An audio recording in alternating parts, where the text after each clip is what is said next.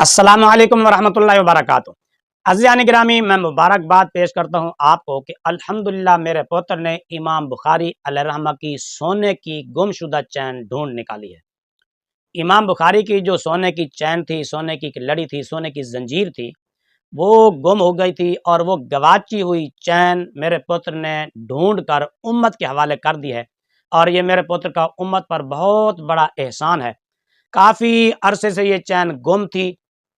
میرے پوتر نے علوم و معارف کے سمندروں میں غوطہ لگایا، اور سمندر کی گہرائی میں پہنچ کر یہ چین علم کے سمندر کی گہرائی سے وہ ڈھونڈ نکالا اور وہ باہر لے آیا۔ الحمدللہ وہ چین آپ بھی دیکھیں گے تو اش کر اٹھیں گے کہ واقعی یہ سونے کی چین جو کافی عرصے سے گم تھی، جو کسی محدث کو نہ مل سکی، مفسر کو نہ مل سکی، کسی فقیہ کو نہ مل سکی، کسی عالم کو آج تک نہ مل سکی، وہ میرا پوتر ڈھونڈ کر لایا ہے۔ کوئی عالم یار کوئی تحقیق کے سمندروں میں غوطہ لگاتا تو اس کو ملتی، علم کے معارف اور علم کے سمندروں میں کوئی غوطہ زن ہوتا تو اس کو یہ چین ملتی۔ لوگ ورگردانی نہیں کرتے، وہ تو کہانیاں سناتے ہیں، ادھر ادھر کی مارتے ہیں، گپ شپ مارتے ہیں، تو ان کو اس طرح کے ہیرے موتی جواہرات کہاں ملے؟ یہ ہیرے، یہ جواہرات، یہ موتی تو صرف اور صرف ان کی تحقیق ہماری اکیڈمی میں ہوتی ہے۔ باقی ادھر ادھر کیا ہے؟ صرف کہانیاں ہیں، صرف گپ شپ ہے، کچھ بھی نہیں۔ علمی تحقیق صرف ہماری اکیڈمی میں ہے، کیونکہ ہمارا نعرہ ہی ہے کہ ہم ہیں علمی کتابی۔ تو اس طرح کے موتی اور امت کا گم شدہ جو سرمایہ ہے، وہ ڈھونڈ ڈھونڈ کے میرا پتر آپ کے سامنے لاتا رہتا ہے، اور ادھر سے وہ ڈھونڈ لاتا ہے، میں آپ تک پہنچا دیتا ہوں۔ آپ بھی یہ چین دیکھیں گے، سنیں گے تو آپ بھی اش کر اٹھیں گے۔ واقعی یہ سونے کی چین ہے، اس میں کوئی شک نہیں ہے۔ امت آج تک اس چین سے محروم تھی، میرے پتر نے امت پر احسان کرتے ہوئے یہ چین ڈھونڈ کر امت کے حوالے کر دی ہے۔ پہلے وہ چین سنیں، جھلک سنیں، پھر اس کے بعد آگے بات کرتے ہیں۔ ویڈیو چلنے لگی ہے۔ امام بخاری کہتے ہیں سب سے بیسٹ سند یہ ہے کہ میں نے سنا احمد بن حنبل سے، احمد بن حنبل نے سنا محمد بن ادریس الشافعی سے، انہوں نے سنا امام مالک بن انس سے، اور انہوں نے سنا امام نافع سے، اور نافع نے عبداللہ بن عمر سے، اور عبداللہ بن عمر نے نبی علیہ السلام سے۔ یہ پوری چین جھوٹ۔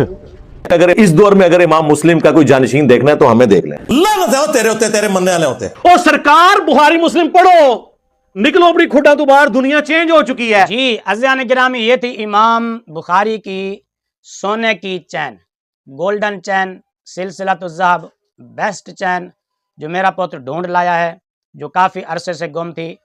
میرا پوتر کہتا ہے کہ سب سے بیسٹ سند یہ ہے کہ امام بخاری کہتے ہیں کہ سب سے بہترین سند وہ یہ ہے کہ میں نے سنا امام احمد بن حنبل سے، امام احمد بن حنبل نے سنا امام محمد بن ادریس الشافعی سے، انہوں نے امام مالک سے سنا، انہوں نے حضرت نافع سے سنا، اور حضرت نافع نے حضرت عبداللہ بن عمر سے، اور حضرت عبداللہ بن عمر نے حضرت عمر بن خطاب رضی اللہ تعالیٰ عنہ سے، اور انہوں نے نبی کریم صلی اللہ تعالیٰ علیہ وآلہ وسلم سے، کہ یہ امام بخاری کی سب سے بیسٹ سند ہے، سونے کی سند ہے، سونے کی چین ہے، سلسلۃ الذہب ہے، اور یہ سونے کی لڑی ہے، سونے کی زنجیر ہے۔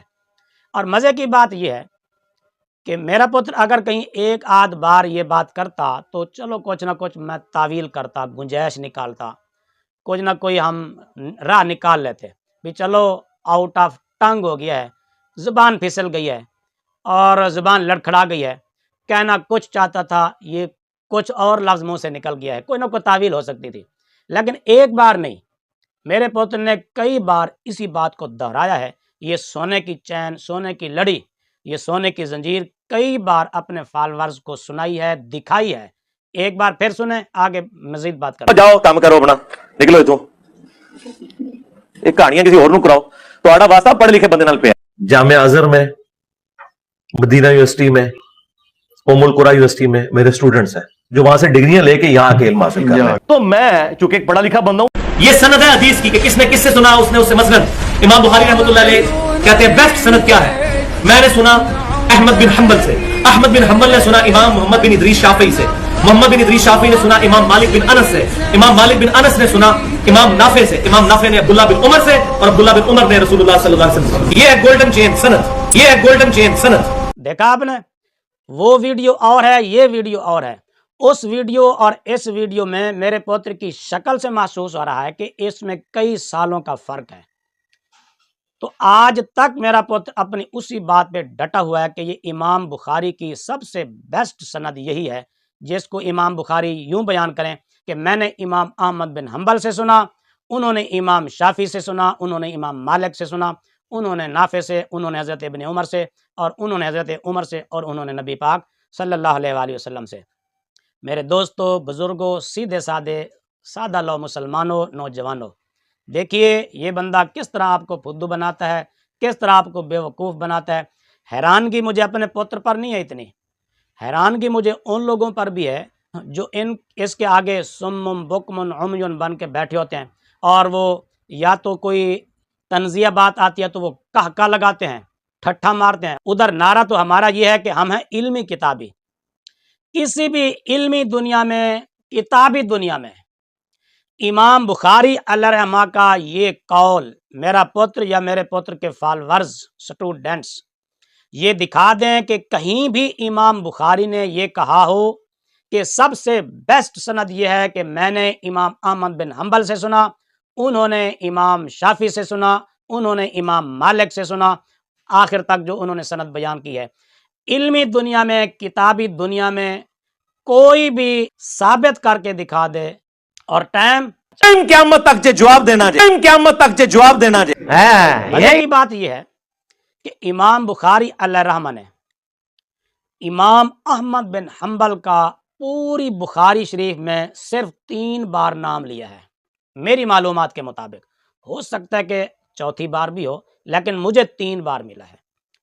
انہوں نے صرف ایک حدیث ڈائریکٹ امام احمد بن حنبل سے روایت کی ہے، اور اس کے بارے میں بھی یوں کہا ہے، وقال لنا احمد بن حنبل، کالا کا ذکر کیا ہے، کالا کی صیغے سے اس کو روایت کیا ہے۔ حالانکہ علم حدیث سے تعلق رکھنے والے، شوق رکھنے والے طلباء کرام بخوبی جانتے ہیں، علماء نہیں، علماء سے معذرت، اساتذہ سے بھی معذرت، طلباء کرام سے میں بات کر رہا ہوں، بخوبی جانتے ہیں علم حدیث سے تھوڑا بہت تعلق رکھنے والے کہ امام بخاری جب اپنے استاد سے سنی ہوئی حدیث یا استاد کو سنائی ہوئی حدیث بیان کرتے ہیں تو حدثنا یا اخبرنا سے تعبیر کرتے ہیں، یا سمعتو کہتے ہیں، قال لنا۔ یہ امام بخاری نے یہاں پر جو امام احمد بن حنبل سے روایت کیا ہے، شارح نے حدیث فرماتے ہیں کہ یہ بطور مذاکرہ کے انہوں نے ذکر کیا ہے۔ علامہ ابن حجر نے اس کی 2 وجہ بتائی ہیں۔ ایک تو یہ کہ امام بخاری نے یہاں پر قال لنا اس لیے کہا ہے، یعنی حدثنا اخبرنا یا سمعت، تو اس لیے نہیں کہا کہ امام بخاری قال لنا عام طور پر وہاں بولتے ہیں جہاں حدیث موقوف ہو، اور دوسری وجہ یہ بیان کرتے ہیں کہ اس حدیث پاک کے بارے میں بھی امام بخاری قال لنا بولتے ہیں جب روایت کرتے ہیں، تو جو امام بخاری کی شرائط پر پوری نہیں اترتی، شرائط سے نچلے درجے میں ہوتی ہے، تو حدثنا سے تعبیر نہیں کرتے، اخبرنا سے تعبیر نہیں کرتے، سمعتو نہیں کہتے، بلکہ قال لنا کہہ دیتے ہیں۔ صرف ایک حدیث امام بخاری نے ڈائریکٹ امام احمد بن حنبل سے روایت کی ہے، ایک اور بھی بیان کی ہے لیکن ڈائریکٹ نہیں، بلکہ اپنے ایک اور استاد کے واسطے سے امام احمد بن حنبل سے انہوں نے روایت کی ہے۔ تو صرف ایک حدیث بیان کی، وہ بھی حدثنا اخبرنا سے نہیں ذکر کی۔ تو میرا پتر کہتا ہے جی یہ امام بخاری کی سونے کی لڑی ہے، سونے کی چین ہے، گولڈن چین ہے۔ بھائی اگر گولڈن چین ہے تو امام بخاری نے اس کو استعمال کیوں نہیں کیا؟ اس گولڈن چین کو ترک کیوں کیا؟ چھوڑا کیوں؟ وجوہات کیا تھیں؟ پس منظر کیا تھا؟ امید ہے کہ میرا پتر اس کا جواب ضرور دے گا، اور ٹائم قیامت تک جواب دینا جائے، قیامت تک جواب دینا جائے۔ اس گولڈن چین سے حدیثیں روایت کر کے امام بخاری نے امت کو کیوں نہیں فائدہ پہنچایا؟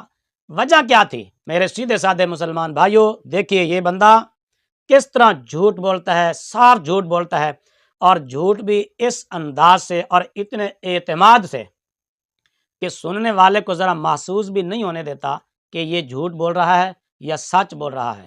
یہ امام بخاری پر الزام ہے، امام بخاری پر بہتان ہے، امام بخاری کے اوپر الزام لگایا گیا ہے کہ امام بخاری کہتے ہیں کہ سب سے بیسٹ سند یہ ہے کہ میں نے امام احمد بن حنبل سے سنا، انہوں نے امام شافعی سے سنا، اور انہوں نے امام مالک سے سنا۔ اگر یہ بیسٹ سند ہے تو امام بخاری نے اپنی بخاری میں کثرت سے اس سند سے روایتیں کیوں نہیں لی؟ اس کی وجوہات امید ہے کہ میرا پتر ضرور بتائے گا، اور چونکہ ابھی تو وہ ماشاءاللہ زندہ ہے، صحیح سلامت ہے، ہوش و حواس اس کے کام کرتے ہیں، اور امید ہے کہ یہ جواب ضرور دے گا، اور انشاءاللہ ہم جواب کے منتظر رہیں گے، اپنے پتر کی طرف سے بھی اور اپنے پتر کے فالورز اور سٹوڈنٹس کی طرف سے بھی۔